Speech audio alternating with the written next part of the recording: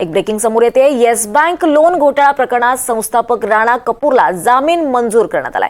946 कोटी आर्थिक घोटाळ्याचा कपूरवर आरोप होता, मात्र या प्रकरणी सीबीआयनं कोणताही ठोस पुरावा दिला नाही आणि त्यामुळेच राणाला जामीन मंजूर करण्यात आलाय। नुकतंच राणा विरोधात आरोपपत्र दाखल करण्यात आलं होतं। राणानं जामिनासाठी विशेष सीबीआय कोर्टात धाव घेतली होती। दरम्यान सीबीआयनेच ठोस पुरावा न दिल्यानं आता राणाची सुटका झाली आहे। या संदर्भात अधिक माहिती घेऊयात। आपल्यासोबत आपल्या प्रतिनिधी भाग्यश्री प्रधान आहेत। भाग्यश्री, येस बँक लोन घोटाळ्यातल्या संस्थापक राणा कपूरला आता जामीन मंजूर करण्यात आल्याचं कळत आहे। काय अधिक माहिती या संदर्भात?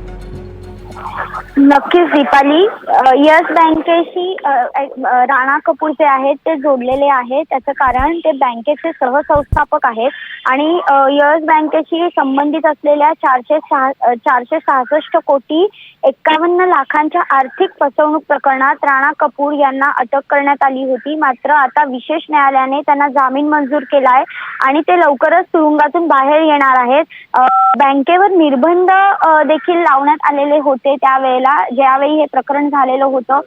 येस बँकेच्या आर्थिक घोटाळा प्रकरणी सीबीआय आणि ईडी कडून देखील तपास केला जात आहे आणि ही आर्थिक अनियमितता आणि वारेमाप बेहिशेबी कर्ज वाटप यामुळे रिझर्व्ह बँकेने येस बँकेवर 5 मार्च 2021 पासून निर्बंध लागू केलेले होते। त्यानंतर टप्प्याटप्प्याने ते निर्बंध शिथिल केले गेले आणि येस बँकेचे सर्व व्यवहार जे आहेत ते आता पूर्ववत करण्यात आले।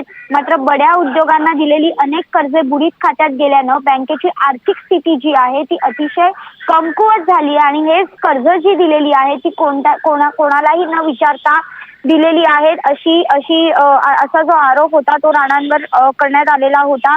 हा घोटाळा उघड झाल्यानंतर येस बँकेचे जे सहसंस्थापक होते राणा त्यांना अटक देखील करण्यात आली होती। त्यानंतर त्यांची पत्नी आणि मुलगी रोशनी राधा कपूर खन्ना यांनाही अटक करण्यात आलेली होती। मुंबई सत्र न्यायालयातील सीबीआयच्या विशेष न्यायालयानं त्यांचा जो जामीन अर्ज होता तो फेटाळून लावलेला होता। त्यानंतर त्यांना 14 दिवसांची त्यावेळी न्यायालयीन कोठडी सुनावली होती। त्या निर्णयाला मुंबई उच्च न्यायालयात देखील त्यांनी आव्हान दिलं होतं आणि या आव्हानानंतरच आता अशी माहिती समोर येते की आता या क्षणी राणा यांना दिलासा मिळालेला पाहायला मिळतो। निश्चितच धन्यवाद भाग्यश्री, आपण दिलेली या सविस्तर माहितीसाठी।